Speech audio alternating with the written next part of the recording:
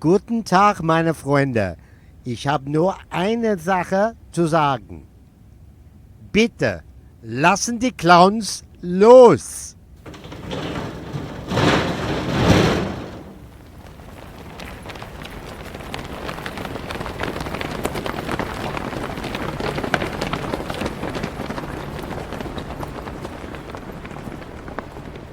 Danke. Tschüss.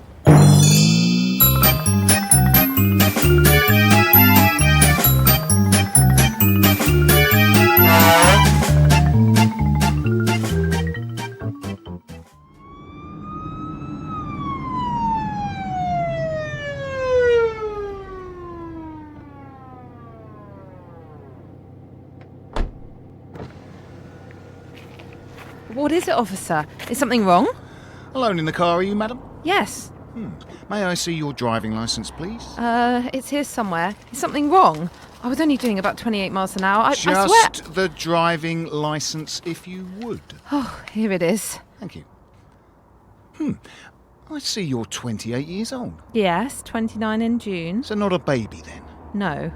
Yet the sign in your back window, which takes the form of a picture of an elephant trumpeting the words baby on board, suggests a baby. Well, yes, my daughter Sophia's 18 months. She's with my mum at the moment. I'm on my way to the dentist. So the sign's a little confusing then, isn't it? Not to mention false. Well, yeah. Other motorists or road users reading that warning notice might take precautionary or evasive action based on misleading information. Oh, well, really, isn't this a little bit ridiculous? No, madam, taking evasive action even on a minor road such as this is never ridiculous. Now take it as a reprimand this time, but remove that picture of an elephant trumpeting the words baby on board before you continue your journey. Thanking you.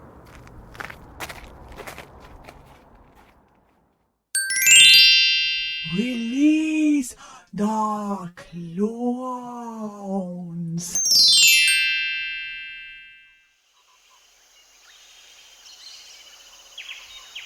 Hello, Adam. Christ, God, you made me jump. How's it going? Oh, not too bad. Bit hacked off with the gardening, but at least the weather's held. Good. Your begonias are looking great, by the way. Oh, cheers. Any problems? Anything you want to talk to me about? No, I don't think so. Oh, no, actually, there was one thing. Go on. What am I supposed to do with this? Hang my hat on it? I see what you mean. I think I might have to bring in phase 2 early. How would you like some help? Oh, thanks. Are you sure, though? You are getting on a bit. Not me, you twat. Not with my back. Takes me all morning to get my sandals on. No, I thought you could do with a helpmate. Someone to keep you company. She might be able to do something about that as well. She? Yes, I'm going to make a woman for you. Now, lie down there and I'll take one of your ribs out. You what? I'll take one of your ribs out and create a woman. Are you sure you know what you're doing? Hello, it's me, God, omnipotent, remember? Oh, yeah, sorry. Will it hurt? No, you won't even know I've done it. Look over there. What? Oh! Oh! Jesus! What are you doing? Oh, sorry, I'll have another go. Oh!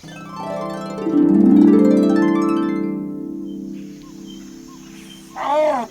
Ah! Oh, stop whinging. It'll heal up in no time. I've taken your rib out, and I've put a metal plate in your shattered jaw. Don't know my own strength. Apple puree for a few days, I think. But not those apples. Yeah. How many more times? Don't even like apples. This is Eve.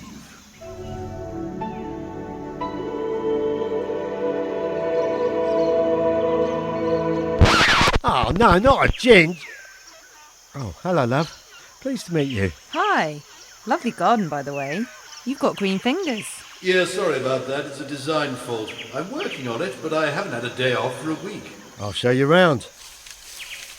Yeah, it's lovely here. Absolutely idyllic. Actually, between you and me, it's a bit dull. I heard that. Only joking. It's paradise. Not really. Now, there are only 2 rules in Eden. Don't eat those apples and you have to do everything I tell you. Can I make a few things quite clear from the start so that we know exactly where we stand in this relationship? Firstly, don't expect me to laugh at any of your pathetic little jokes. Ooh, that's you, Toll. Secondly, not having your dad telling us how to run our lives. Haha, touche. Thirdly, and finally, it's Wednesday, and that's my night out with the girls. What girls? Good point. God, Yes, Eve? would you mind? Oh, yes, of course. Oh! Ah, Christ on a bike, not again. Oh, Better get used to it. She's meeting up with the hockey team tonight. oh, ah, oh, bastards. Release the clowns. Excuse me, young lady. May I have a word, please? Who, me? Indeed. Is your name Sergio Aguero? No, Well, what have you got his football shirt on for then? because I'm a big fan. I see, but you do realise that unless your name is actually Sergio Aguero and your squad number is indeed 9, it is publicly misleading to be wearing that shirt. But loads of people have Aguero shirts. And loads of people do crystal meth and traffic honey badgers. That doesn't make it legal. Take it as a warning this time. Thanking you. Release the clowns! Meanwhile, in the Release the Clowns Aphorism Testing Centre. Hello, and today we are testing the aphorism, if you've got your health, you've got your wealth. And to help us, we've got 3 superbly wealthy city gym bunnies. Tamsin Hello! Pettigrew, Hello! and Asafoetida. Hello! who we've drugged, kidnapped and hooked up to an array of machines. And they haven't even noticed they're not in their gym yet. We're monitoring heart rate, temperature, their breathing. And they really are startlingly healthy. And then there's this machine, Now, what's that doing again? harvesting their personal information, hacking into all their accounts, and siphoning off their cash. The faster they run, the more assets they lose. And they may as well stop running now. We've got the lot. Oh dear. Aphorism tested and debunked. Oh, and now we're wealthy enough to get properly ill. To the vomitorium. Yes, let's get one of them built. And plated with gold. Cry havoc and release the clowns of war. Do you know why I've pulled you over, madam? This, to answer your query, is not the way to Amarillo. You want Interstate 40 or 27. This is the A12. It is, in fact, the way to Lowestoft. And you pulled me over to tell me that? Well, madam, you were driving along with that song blaring out of your open windows. So? So, you are in danger of confusing both passers-by and other road users by posing such a question. But Furthermore, you could endanger other road users if they were to check their sat-navs to find out the correct way to Amarillo. Take it as a warning this time, madam. Thanking you.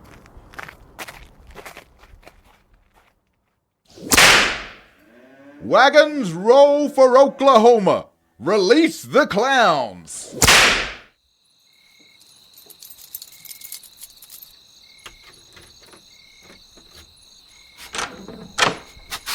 Hey, we're back. All right, Jenny. Hiya. Nice time? Yeah, it's been ages since we had a drink and a dance. Oh, it was such a fun night. Could have stayed longer, but, you know, we're responsible parents now. Oh, look at him. Hello, Freddie. Hey, Freddie, mate. How's he been? He's been a very good boy, haven't you, Freddie? He was so well behaved, I gave him 4 biscuits. 4? Did he eat them? Sure, he worked up an appetite at the park. Didn't you, boy? Oh, please don't ruffle his hair like that. Why not? You're being a bit rough. Whatever you say. Did Freddie enjoy the park? Oh, he loved it. Sniffing around, playing with his favourite toy. Iggle Piggle. No, a stick. But what? He loves to fetch a stick. What the hell? He's only just learnt to crawl. And he did an enormous poo. Did you change his nappy okay? Don't want him to get a rash. Nappy? No, he did it on the ground. I scooped it up. You what? With a poo bag. Wait a minute. Are you seriously telling me you think Freddie's a dog? And he weed up a lamppost, bless him. Boys will be boys. Chris? You liked weeing up a lamppost, didn't you, Freddie? Yes, you did. Look, I said don't ruffle his hair like that. Like what? Like he's a dog and not a baby. I think you should leave now, Jenny. Give him here. Look, Susanna, don't worry. Freddie's okay. I made him some pureed carrot earlier. Oh, well, that's good. And we played with the wooden blocks. He loves knocking them down. Oh, he does like that. Don't you, Freddie? Then I gave him a raw bone to gnaw on. Right, give him here now. Don't patronise me. Don't think I haven't noticed. Noticed what? You never give Freddie any marrowbone jelly. Marrowbone jelly? He should have a glossy coat. He's malnourished. He's a human baby. His coat is removable and bought him mother care. You are such bad owners. I'm not Freddie's owner. I'm his mother. Now give him to me. No, I don't believe your pedigree, you mongrel bitch. Oh, you little... That's enough. Jenny, if you don't give Freddie back right now, I am going to have to call the police. All right. Here you go. Now get out. I'm going to the police to report you. It's illegal not to microchip these days. Is he all right?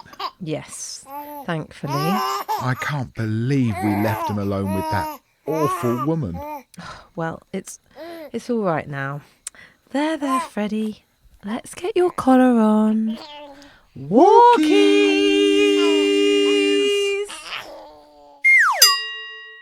And for those of you watching in Wales, release the clowns!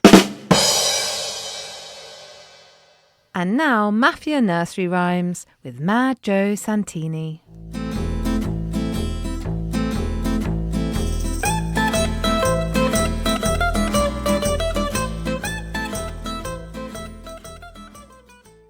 Mary had a little lamb.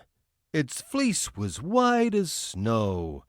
But Mary didn't keep up her protection payments, and now the lamb is in the East River.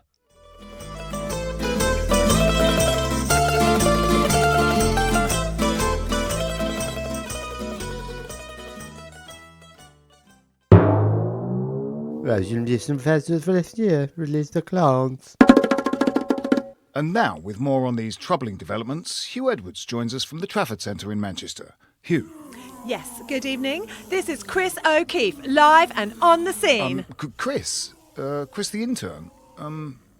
Where's Hugh? Yes, and in a BBC exclusive, I can reveal that while interviewing what he thought was General Williams of the Cobra Task Force, much-loved news journalist Hugh Edwards has been attacked by the undead. Super sad. Oh my God, but how did this happen? Don't interns vet the interviewees? I think the real question viewers want answered, Raymond, is exactly what to expect from this unfolding crisis. Our thoughts are, of course, with Hugh's family, and indeed with Hugh, as he roams the aisles of Foot Locker, moaning hungrily and searching for any staff that haven't already fled. Yes, quite. So, Chris, could you describe the scene there to us? Well, the atmosphere here is one of complete carnage. Stay away from me! But one thing that has become clear in the last few moments is that coating yourself in the entrails of the undead in an attempt to pass through them unnoticed does not work. As the staff of Carphone Warehouse found to their cost. Super gross. Back to you in the studio, Rayman. Yes, and we apologise to our viewers for the interruption. Raymond has been called away. Sharon? On the telly, hi! Oh, so lucky. What's the chair like? Really swivelly, and there's a packet of silk-cut cigarettes right in the desk. No. Second drawer down, they're Fiona Bruce's, I swear. I thought Billy was Raymond's runner. Oh, I had to bash Billy over the head with camera 3. Oh no, Billy got bitten? No. So, Chris, can you tell us what more you've learned? Yes, good question, Sharon. And I think one of the big lessons has been that zombies are in fact slow-moving and shuffly, like the ones from Shaun of the Dead rather than 28 Days Later. Kudos to Simon Pegg for nailing that. If you're out there, Simon, do tweet us, chris@yolo.bbc. Love to hear your thoughts. And another of the day's lessons has been that working for free in the intern programme is totally worth it. Would you agree, Chris? I totally would, Sharon. In the New World Order, this is going to look amazing on our show reels. Am I right? Of course, for all our viewers still left alive, the main concern will be for our loved ones. And on a personal note, I would like to say to my mother, if she's still out there somewhere, Mum, I told you I'd get airtime eventually. And yes, okay, someone did literally have to die first, just like you said. But whatever. The big thing is, I was super right not to do that barista training at Costa. Thank you, Chris O'Keefe. And now, with the weather for tomorrow's struggle for survival, it's over to, Lily. Hi, Lily. Release the Clowns starred Phil Whelans, Karen Morden, Alex Marion, Martin Hyder, Holly Meachin, Nick Hildred, Joe Tilley, Dan Willis and Phil Nice. It was written by Alex Marion, Nick Hildred, Karen Morden, Phil Nice, Martin Hyder, Alf Oldman and Glory Lee. The social media sous chef is Dan Willis, and the show is produced by Nick Hildred and Alex Marion. Now, we'd like to ask all our fans to do us a little favour. We need your votes for this year's Podcast Awards. Just go to www.podcastawards.com/app/sign-up to register, and then vote for us in the comedy section and the Adam Curry People's Choice Awards section. It only takes a couple of minutes, so please help us out and vote before the 31st of July. Thank you. And finally, to all our fans in India, Namaste. See you in 2. Well, they're going to throw the book at you, Jenkins. What were you thinking? I saw a crime being committed, and I dealt with it, sir. I leave you alone on Downing Street detail for 10 minutes, and you cause an international incident. But she was talking bollocks, sir. You only had to open the bloody door for her. Strong and stable leader, my arse. Public misinformation is a crime. Well, that may be, but think of the defence she'd use in court. The statement is so ridiculous that nobody is likely to take it seriously. Oh, dear. Well, I'm going to be sued for false arrest, aren't I, sir? Yeah, and assault for rugby tackling her to the ground. But look on the bright side. After all the cuts she's made to police budgets down the years, you're a hero to the police force, and I, for one, want to shake your hand. Thanking you.